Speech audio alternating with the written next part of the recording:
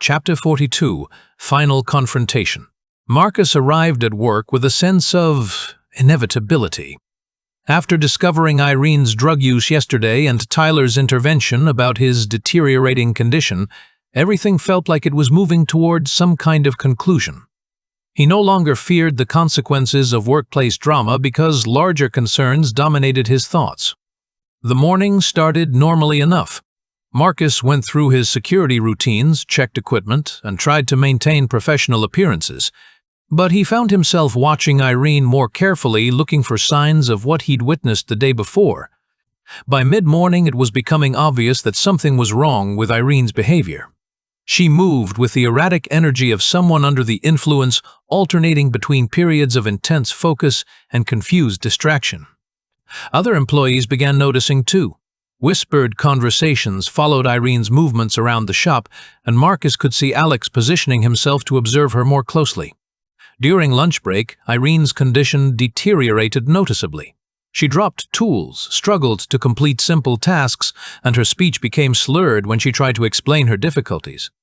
Marcus knew he was witnessing the aftermath of whatever substances she'd purchased yesterday. The drugs were affecting her motor skills, judgment, and basic functionality. When Irene nearly knocked over a display of ammunition while stumbling through the shop, Marcus made a decision. Give us a minute, please. Marcus approached Irene, carefully speaking in low tones so their conversation wouldn't be overheard. Irene, you need to go home. You're not in any condition to be here. I'm fine. But her words came out thick and unsteady. No, you're not. And if your father sees you like this, it won't be good. Marcus tried to help her toward the employee exit, hoping to get her away before Mr. Presley returned from his lunch meeting. But Irene pushed him away with surprising force. Don't touch me. I don't need your help. The commotion had attracted more attention. Other employees gathered around, some trying to help, others simply watching the drama unfold. Alex appeared at Marcus's shoulder with obvious satisfaction. Looks like Irene's having another one of her episodes. Someone should probably call her father. No! I'll call her a cab and make sure she gets home safely. I don't think that's your decision to make. Marcus ignored Alex and focused on Irene, who was swaying slightly as she tried to maintain her balance. Irene, please. Let me help you get home before this gets worse.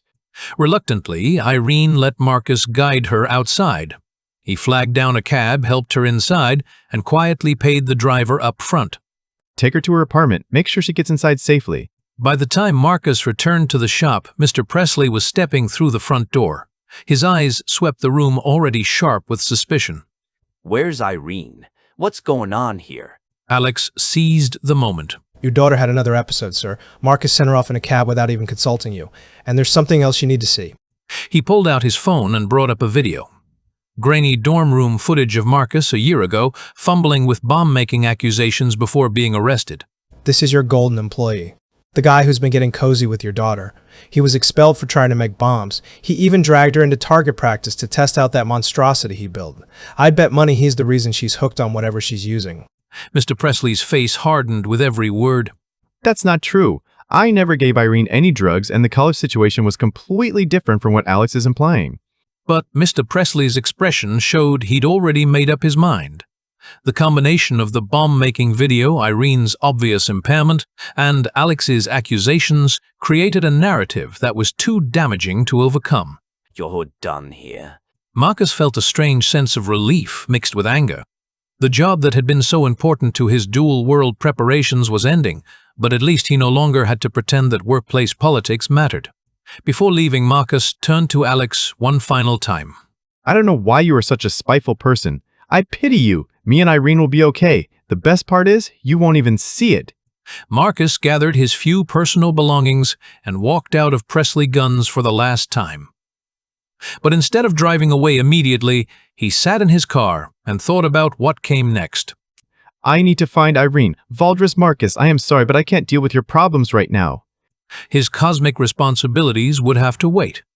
Irene needed help, and despite everything that had happened, Marcus couldn't abandon someone who was struggling with addiction and recovery. He went to the convenience store where he'd seen Irene making her drug purchase. Marcus positioned himself where he could observe without being obvious, hoping to either intercept her next transaction or identify her dealer. Hours passed without any sign of Irene. Marcus tried calling her phone, but there was no answer. Sally, give me Irene's house address, please. He forced an answer from his now former colleague. Finally, he took the bus to her apartment complex and found a place to wait where he could see the entrance. He sat near a trash can in the parking area, watching for any sign of movement. The sun set while Marcus maintained his vigil. Other residents came and went, but there was no sign of Irene returning home. As exhaustion took over, Marcus found himself falling asleep in his uncomfortable position. But he stayed there, determined to help Irene despite the cost to his other responsibilities. The irony wasn't lost on him. He was preparing to save his world from dark wizard conquest, but he couldn't walk away from one person who needed immediate help. Maybe that's what made the cosmic mission worth fighting for. The willingness to help individuals even when larger concerns demanded attention. Marcus woke periodically throughout the night, checking for any signs of Irene's return. Each time he dozed off again, hoping that when he woke, she would be there and ready to accept the help she needed. The approaching siege in Valdris felt distant compared to the immediate crisis of someone he cared about destroying themselves with drugs. But tonight, sitting in a parking lot waiting for someone who might not come home, Marcus held on to the hope that human decency could still matter in a universe threatened by cosmic evil. The mind protection device remained unfinished. The defenders were preparing for guerrilla warfare, and Malachar's army was marching toward Drakmor. But Irene needed help right now, and that made the choice simple. Everything else would have to wait